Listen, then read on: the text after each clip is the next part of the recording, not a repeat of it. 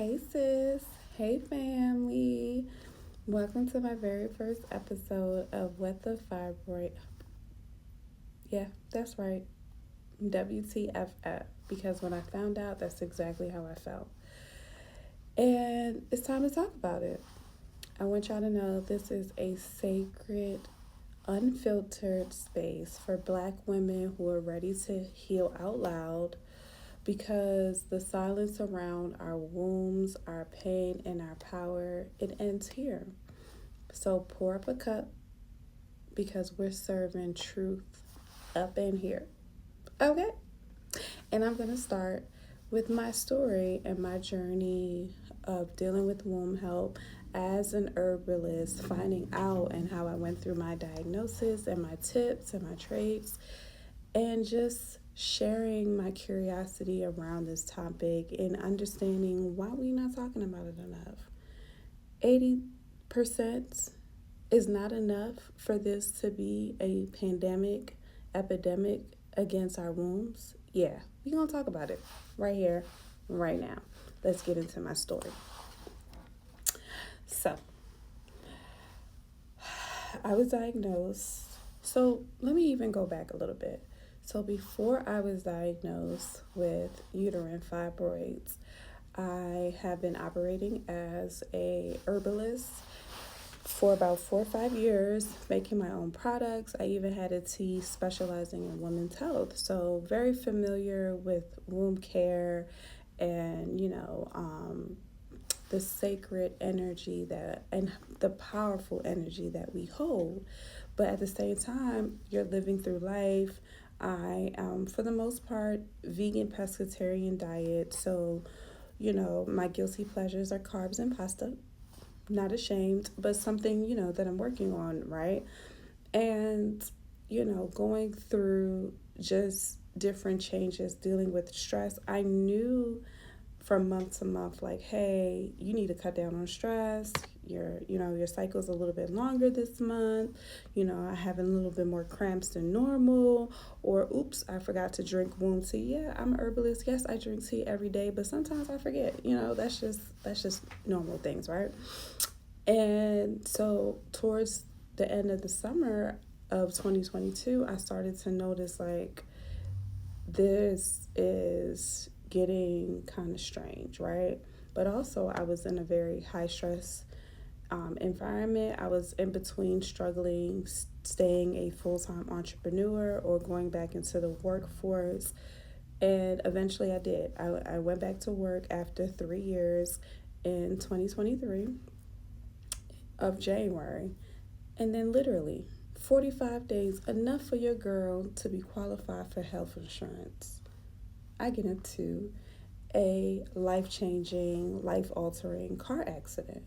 And it's from that car accident that I was even diagnosed with fibroids. And why? Because even as an herbalist, even when I knew that I've read books of women who didn't have periods, or that before the average period used to be 3 days. Even I, in my prime, would have periods for 3 days. And now I'm a 5 to 7 day chick. You know what I'm saying? 5 if I'm lucky, 7 was the standard. Never, and I would write, and sometimes when I look back on it, you would write that down, right? They would ask you your length and you would write it down. Oh, normal behavior. They'll say, oh, they'll make sure I never forget a pap smear. They will make sure they try to, hey, make sure you get this vaccination, But never once it's like, hey, mammogram. They'll remind me, even though I'm nowhere near 40, and no shade to my big sis and my aunties out there, no shade to that, but I'm just saying, like, but I will be made aware. Are you doing your breast exams? Did you get a mammogram?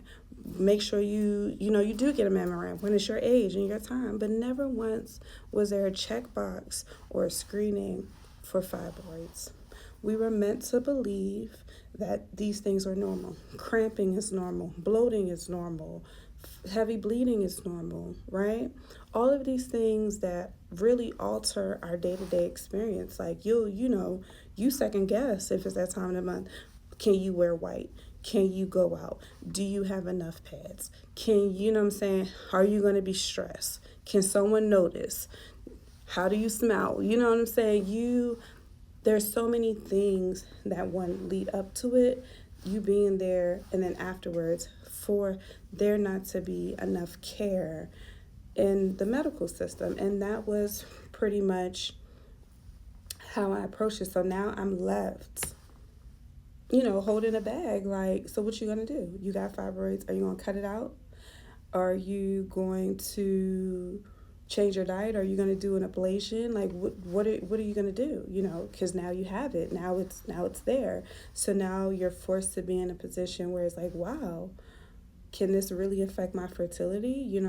As long as, you're meant to feel and believe like your period is part of your womanhood. So as long as you have a period every month, you're fertile, right? And I know it's deeper than that, but this is just, on the surface of things, right? Nothing feels out of the ordinary. You're not taught we're taught to do breast exams. We need to be taught to do stomach exams, right? Because now, and we'll get into all of that, but now, I can feel my fibroids. I know when they're there, at least when they were at their biggest, right? So before we dig into all of that, let's actually discuss what is a fibroid. What is a fibroid? So fibroids are a non-cancerous tumor that grow inside the fibroids. And it's actually pretty common, disturbingly common. Not something that should be normalized, but something that needs to be like, it's a state of an emergency, because it is, okay? 80 to 90% of Black women develop fibroids by the time they're 50. That's wild. And I promise you, until I was diagnosed with fibroids, I feel like, when you buy a new car and then you start to see, once you buy your car, you start to see that car all the time. That's how I feel about the fibroids. Like, I felt like I wasn't in the veil of fibroid discussion until I got fibroids. But now I'm just like, oh my God, so many women, me too. Oh yeah, girl, something. If not fibroids, endometriosis or PCOS. And it hurts. It's sad. It saddens me to know, and that's why I wanted to create this channel, so we can heal out loud, so we can share our pinpoints. Because for me, in my journey, I went to the doctors because I'm a curious being, hence the name of this channel. And I went to the doctors. I actually spent a lot of time doing research. I found 2 of the top reputable doctors who specialize in fibroid health, endometriosis in my city that were Black. And one day I'm going to deep dive this story, but both of these doctors gave me two totally different conclusions, and that started my frustration. The one doctor, she never even did an exam. She took an exam that I did at another facility, and our first appointment lasted, maybe she was in the room with me for 3 minutes and scheduled me for surgery. Didn't even feel me, didn't even touch me, just looked at the x-ray, and next thing you know, my next appointment was supposed to be surgery. The other doctor empathized a little bit, and we discussed, and both doctors, I came with research about, what about your diet? Can I change my diet? Can this be healed holistically? I've heard about this herb, Damiana, raspberry leaf, chasteberries, St. John's wort, dog's bush, all these different things. And it was just like, the best way that can happen is you just need to go ahead on and cut it out, or we can put a little probe in there and burn it, or freeze it, or whatever their specifies was. But everyone made me believe that I could only heal myself through something invasive and traumatic. And I said, no.